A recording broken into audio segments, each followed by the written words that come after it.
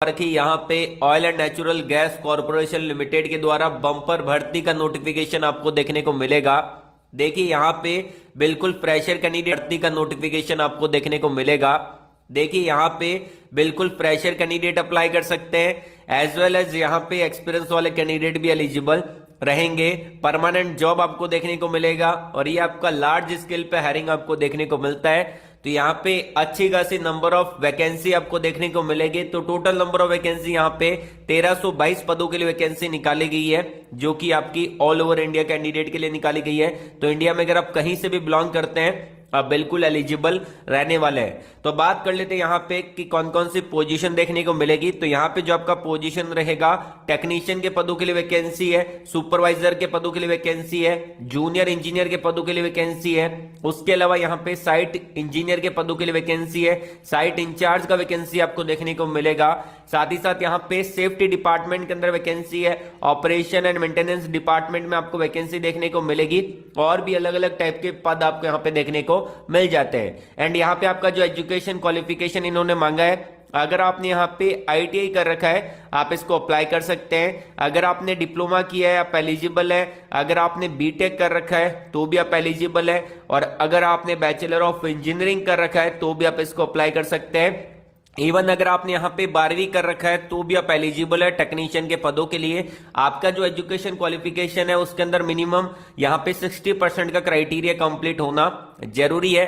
तो बात कर लेते हैं कि यहाँ पे आपको अप्लाई कैसे करना है, उस प्रोसेस के बारे में। उससे पहले अगर आपने वीडियो को लाइक नहीं किया है लाइक कर दीजिएगा। टारगेट जो रहेगा यहाँ पे वीडियो के लाइक का 900 प्लस का टारगेट आपको कंप्लीट करवाना है। अपने दोस्तों के अंदर वीडियो को शेयर कर दीजिएगा। कमेंट बॉक्स में आप अपने एजुकेशन क्वालिफिकेशन को कमेंट करके बता देना, जैसे कि ब्रांच कौन सी है, ट्रेड कौन सा है, पास आउट ईयर कौन सा है, फ्रेशर हो, एक्सपीरियंस होल्डर हो, कौन से लोकेशन में जॉब को सर्च कर रहे हो। ये सारी चीजें बताओगे तो नेक्स्ट वीडियो के अंदर आपको वही अपडेट प्रोवाइड करवा दूंगा। और अगर आप उससे डायरेक्टली बात करना चाहते हैं तो मैंने आपको वीडियो के कमेंट बॉक्स में एक लिंक प्रोवाइड करवा रखा है कनेक्ट विथ मी का। अगर आप उस पर क्लिक करेंगे आपके सामने डायरेक्टली टैब ओपन होगा और आप जो भी प्लेटफॉर्म यूज करते हैं, LinkedIn, Instagram, Telegram, Facebook, WhatsApp, उस पर आप हमको ज्वाइन कर सकते हैं और आप डायरेक्टली हमसे बात कर सकते हैं। मैंने आपको यहाँ पे टॉप पे सेलेक्टेड स्टूडेंट की लिस्ट को प्रोवाइड करवा दी है।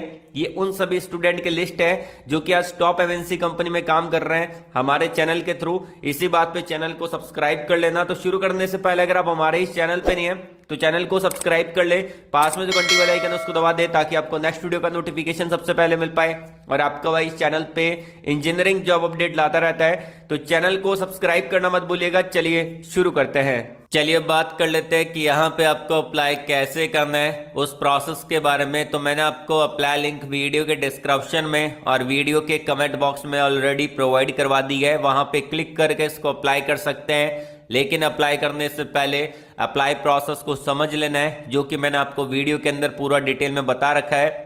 और यहाँ पे जो वैकेंसी आपको देखने को मिलेगी, ओएनजीसी का रिसेंटली प्राइवेट कंपनी के साथ एक प्रोजेक्ट चल रहा है और वो जो प्राइवेट कंपनी है वो ऑयल एंड गैस सेक्टर की कंपनी आपको देखने को मिलेगी, दीप इंडस्ट्री लिमिटेड। ये company oil and gas sector में काम करती है।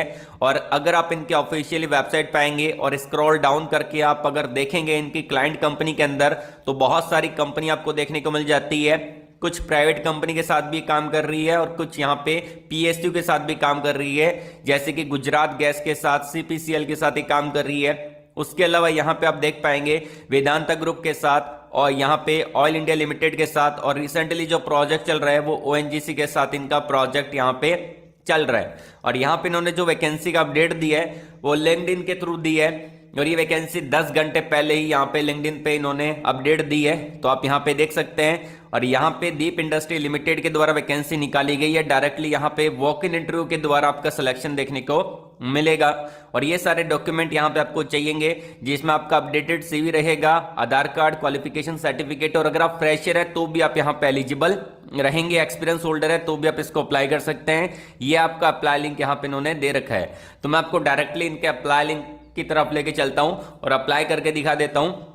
यहाँ पे जो आपका प्रोजेक्ट चल रहा है वो चल रहा है यहाँ पे गैस बिजनेस के अंदर ये प्रोजेक्ट आपको देखने को मिलेगा। और यहाँ पे इन्होंने कुछ मेंशन कर रखा है कि स्टार मार्क जहां पे भी रहेगा तो आपका मैंडेटरी रहेगा, गूगल फॉर्म आपको फिल करना पड़ेगा। उसके बाद मैं आपको सैलरी के बारे में बताऊंगा, लेकिन हम पहले जानते हैं कि यहाँ पे फ्रेशर एलिजिबल है कि नहीं है। देखिए यहाँ पे टोटल ईयर ऑफ एक्सपीरियंस में इन्होंने मेंशन भी कर रखा है कि अगर आप फ्रेशर हैं, मतलब कि अगर आप 2024 के अंदर पास आउट होने वाले हैं तो भी एलिजिबल है, 2024 से पहले पास आउट हो चुके हैं तो भी आप इसको अप्लाई कर सकते हैं। अगर आपने आईटीआई कर रखा है, डिप्लोमा कर रखा है, बीटेक कर रखा है या फिर सिंपल ग्रेजुएशन किया है तो भी आप यहां पे एलिजिबल रहेंगे। कुछ वैकेंसी आपके लिए नॉन टेक्निकल वालों के लिए भी निकाली गई है, जिसके अंदर अगर आपने बीए बीकॉम बीएससी कर रखा है तो यहां पे फिल कर सकते हैं। तो चलिए हम इसको अप्लाई करके देख लेते हैं। तो सबसे पहले आपको क्या करना पड़ेगा, यहां पे फर्स्ट नेम आपको डालना है। तो जो भी आपका फर्स्ट नेम है यहाँ पे आप डाल दीजिएगा, आपका जो लास्ट नेम है यहाँ पे डाल दीजिएगा।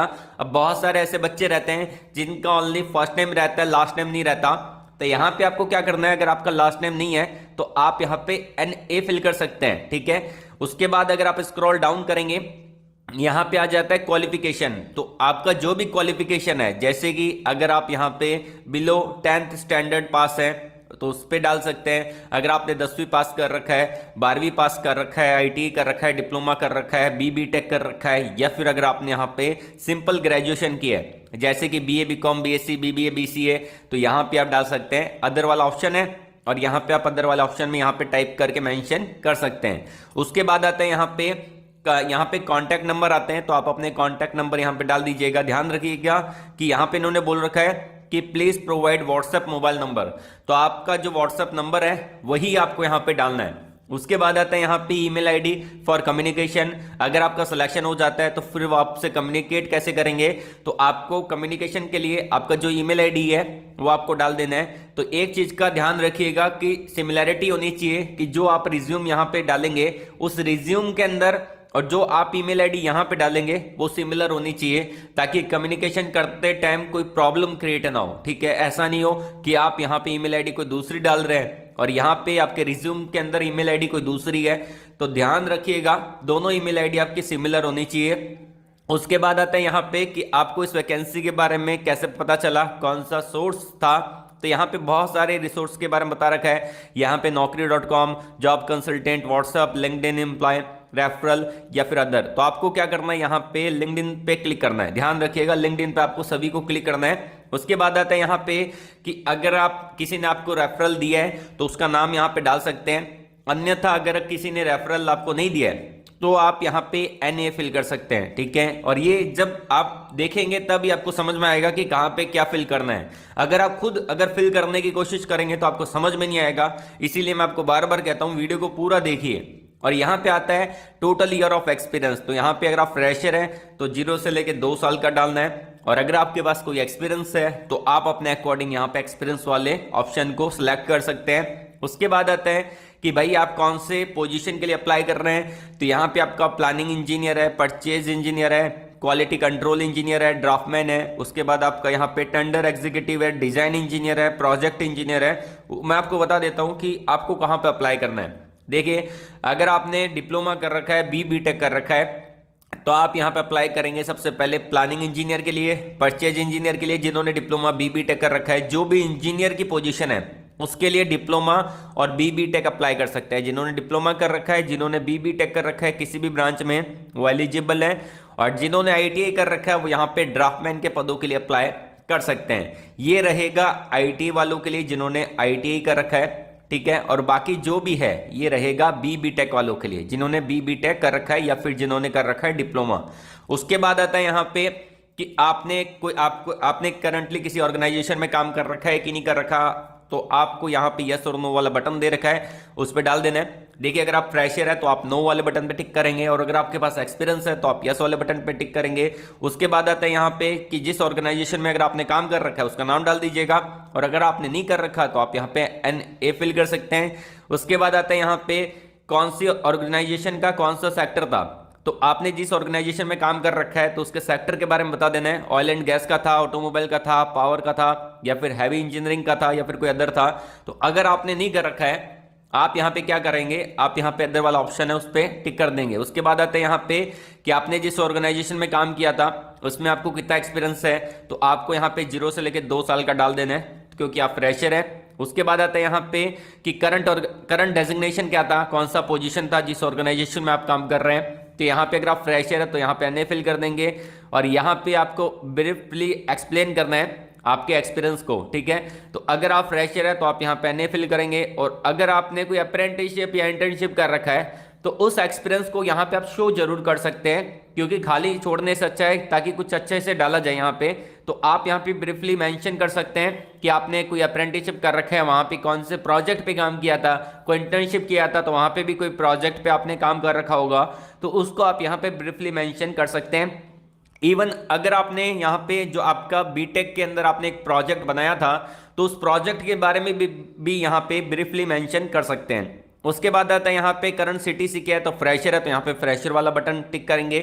उसके बाद यहाँ पे एक्सपेक्टेड सीटीसी क्या है, तो फ्रेशर है तो यहाँ पे फ्रेशर वाला बटन टिक करेंगे। उसके बाद आता है नोटिस पीरियड, तो यहाँ पे आपको 0 से 15 दिन का मैक्सिमम डाल सकते हैं, और अगर आप इमीडिएटली ज्वाइनिंग करना चाहते हैं तो यहाँ पे 0 डे का दे रखा है तो उसको डाल सकते हैं। मैरिटल स्टेटस क्या है तो वो डाल सकते हैं। आपका होम टाउन क्या है, आपकी करंट लोकेशन क्या है तो उसको फिल कर सकते हैं। और यहाँ पे आता है कि आपके सीवी को अपलोड करना है तो अपने सीवी को अपलोड करके फाइनली इसको सबमिट कर सकते हैं। सीवी जो आपका रहेगा वो आपका पीडीएफ की फॉर्मेट में रहेगा और 300 केबी से कम का होगा, तो ध्यान रखिएगा 300 केबी से कम का होना चाहिए। अगर आप ये फॉर्म फिल करते हैं तो आपको यहाँ पे 2-3 दिन के अंदर डायरेक्टली ईमेल आ जाएगा और यहाँ पे आपको सिलेक्शन होगा तो